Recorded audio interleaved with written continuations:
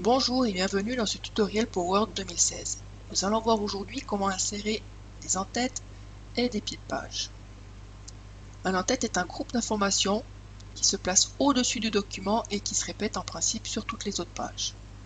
Le pied de page est un groupe d'informations qui se trouve en dessous du document et qui se répète également sur toutes les autres pages en général.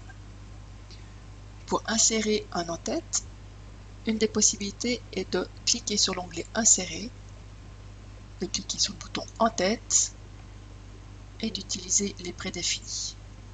Les autres options du bouton En-tête, aller chercher d'autres en-têtes sur office.com, directement modifier l'en-tête ou supprimer un en-tête qui serait déjà existant. Là, je vais prendre l'en-tête vide 3 colonnes qui contient 3 contrôles de contenu. Je clique dans le premier et je mets le texte de mon en-tête. Voilà, on voit qu'il se répète sur les 3 pages. Je me mets au centre et j'ajoute mon deuxième élément d'en-tête. Si je ne souhaite pas mettre un troisième élément d'en-tête, il faut que je supprime le contrôle de contenu. Sinon, au moment de l'impression, cette en-tête se verra également. Pensez à le supprimer. Pour ajouter un pied de page, je peux utiliser le même principe. Insérer pied de page. J'ai également des prédéfinis. Il y a aussi d'autres pieds de page sur office.com. Je peux modifier le pied de page ou supprimer un pied de page existant. Je vais utiliser l'option modifier le pied de page. Je suis dans le pied de page et je retrouve les mêmes prédéfinis ici. Pour quitter le pied de page ou l'en-tête, j'ai l'option fermer l'en-tête et le pied de page ou je double-clique dans le document. La troisième possibilité pour venir modifier le pied de page, c'est de double-cliquer en bas du document dans la partie du pied de page. Les options d'insertion d'en-tête et de pied de page, les insertions automatiques, il y a la date et l'heure. Je peux choisir le format, c'est bien mis à jour automatiquement. Ou alors, un des éléments du descriptif de document, l'auteur, le nom de fichier, le chemin de fichier, type de document, etc. Auparavant, le nom de fichier ou le chemin de fichier se trouvait à partir de QuickPart. Maintenant, ils sont directement dans ce bouton. Donc, le nom de fichier, le nom du document, le chemin du fichier, l'accès, l'enregistrement, y compris le nom du document. Je retrouve dans mon pied de page mon nom de fichier. Je peux également insérer une image.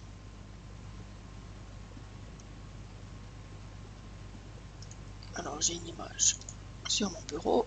Voilà. Je réduis sa taille. Des possibilités d'insertion d'image ou alors directement aller chercher toujours depuis l'outil en tête et pied de page une image en ligne directement. J'inscris les éléments que je recherche. J'envoie ma recherche et il va me donner toute une série d'images. Je choisis finalement de garder mon image précédente et j'aimerais aller mettre une information au centre du document. Il y a un taquet qui est positionné au centre. Toutefois, dans les en-têtes et pieds de page, mieux vaut utiliser l'option Insérer une tabulation d'alignement. Démonstration, si j'utilise le taquet centré pour venir mettre un nouvel élément, par exemple la date du document avec mise à jour automatique, et que je change l'orientation ou le format de mon document depuis l'onglet Mise en page, voilà, par exemple, je change l'orientation. Du moment que j'ai utilisé le taquet à 8 cm, si je change l'orientation, mon élément de date n'est plus centré mais aligné à 8 cm. Si j'utilise l'option dans l'outil en tête et pied de page, insérer une tabulation d'alignement au centre, ok, à partir du moment où je change l'orientation ou la taille du document, ce que j'ai mis au centre reste au centre.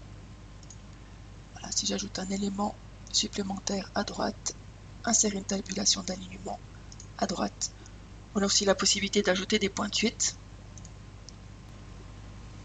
Je vais ajouter ici le numéro de page. Attention avec le numéro de page. Si on utilise les prédéfinis haut de page, bas de page, page de la page, ils vont supprimer ce qu'on a déjà inséré comme en tête ou pied de page.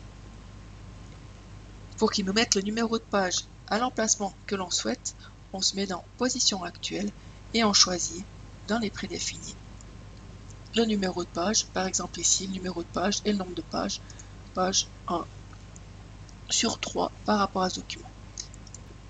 Pour passer rapidement du pied de page à l'entête, on a l'option atteindre l'entête, atteindre le pied de page, passer à l'entête précédent ou suivant, etc. Les options première page différente, page paire et impaire différente, afficher le texte du document font l'objet d'un autre tutoriel. Et les dernières informations que je vais vous donner concernent l'entête à partir du haut. Quand on est dans l'entête, pour l'instant, il y a 1 cm du bord du document jusqu'à mon entête. Si je l'augmente, par exemple, à 1,5 cm, j'ai mon entête qui se déplace. Pareil avec le pied de page, je le mets à 2 cm du bord. Voilà. Attention à ne pas rajouter une marque de paragraphe supplémentaire qui ferait que la marge de mon pied de page est modifiée. Je ferme l'entête et le pied de page et je vous remercie de votre attention.